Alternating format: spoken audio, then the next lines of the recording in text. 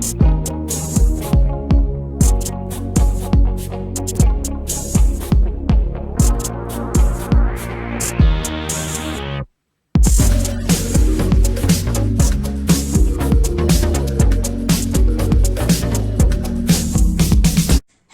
Students, welcome to my YouTube channel AWG academy. आज मैं आपके सामने फिर से आई हूँ एक नए चैप्टर के साथ। चैप्टर नंबर 11 आज हम सीखेंगे, जिसका नाम है सर्कल। तो आज हम जानेंगे सर्कल के बारे में। तो चलिए आज का सेशन स्टार्ट करते हैं।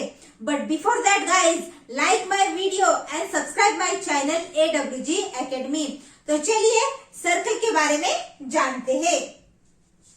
आज हम सीखने वाले हैं स्टैंडर्ड 7 का 11 नंबर चैप्टर, जिसका नाम है सर्कल। ओके, तो यहाँ पे मैंने एक सर्कल ड्रॉ किया है। यहाँ पे सर्कल मैंने ड्रॉ किया है, ये है सेंटर।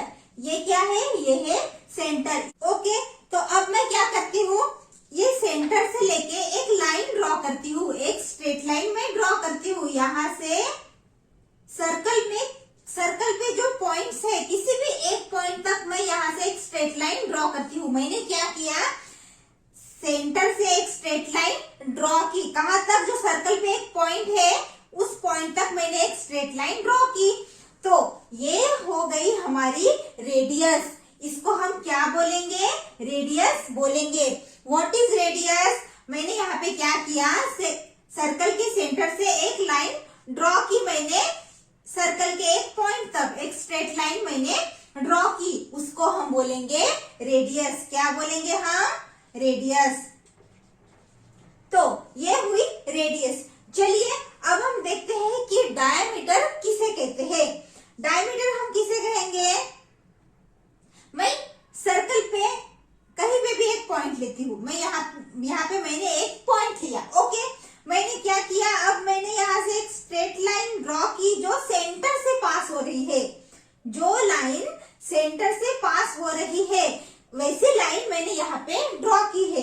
यहाँ पे एक पॉइंट लिया और यहाँ से स्ट्रेट लाइन ड्रॉ की जो सेंटर से पास हो रही है, और यहाँ तक मैंने ड्रॉ की।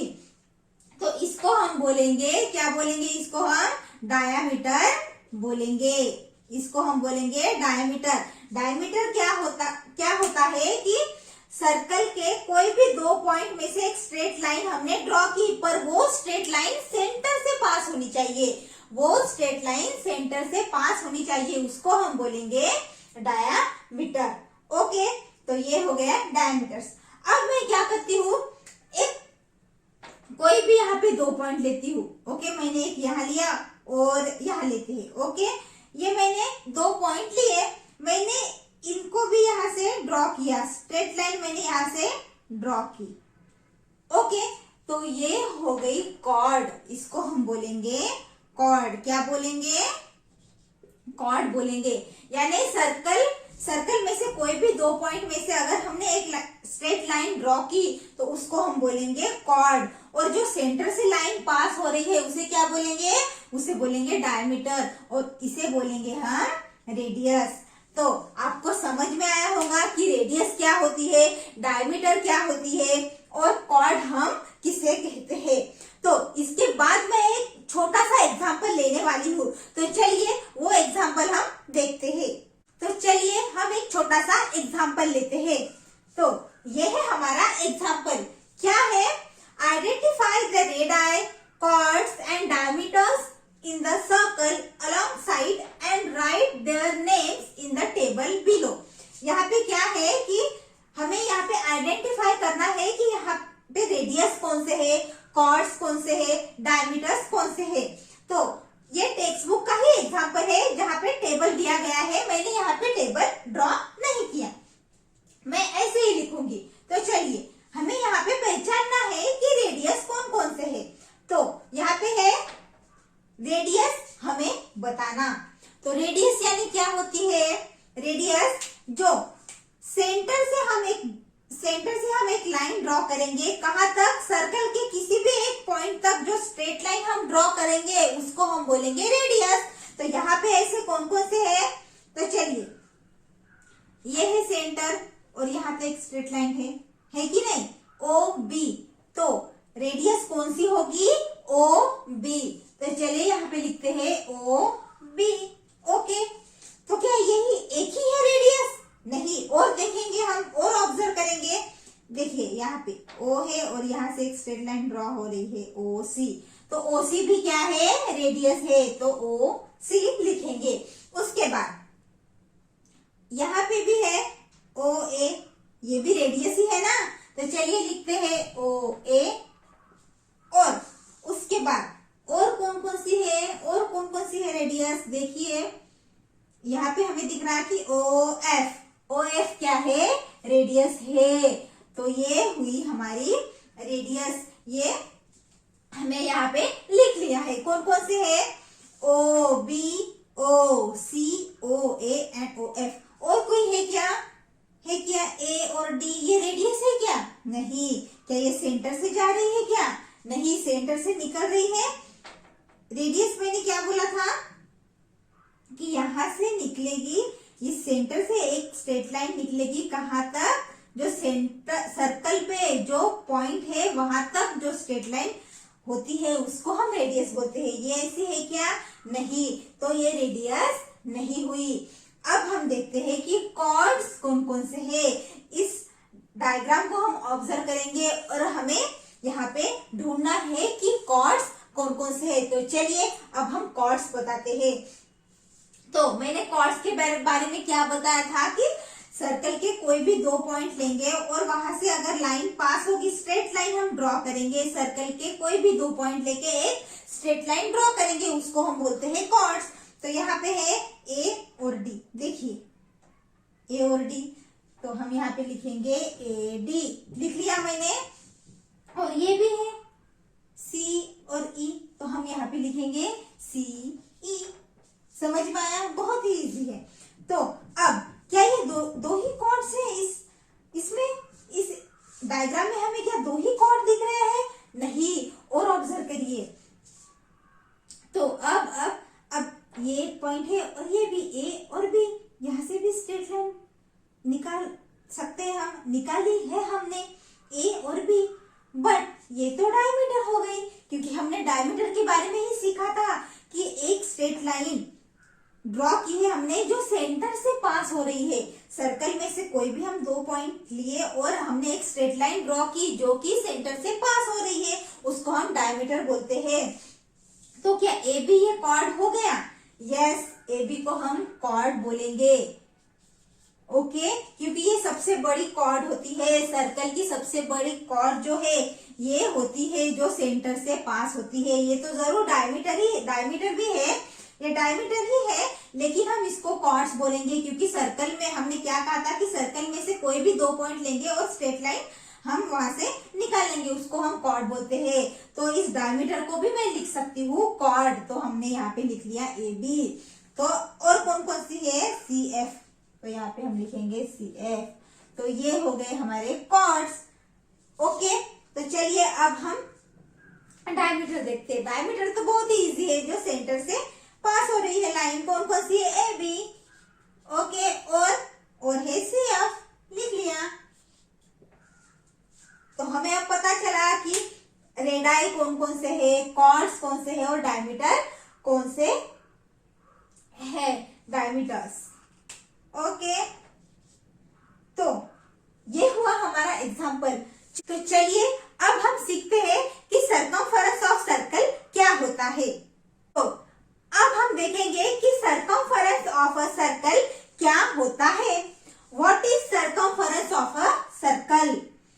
The length of the boundary of a circle is called the circumference of a circle.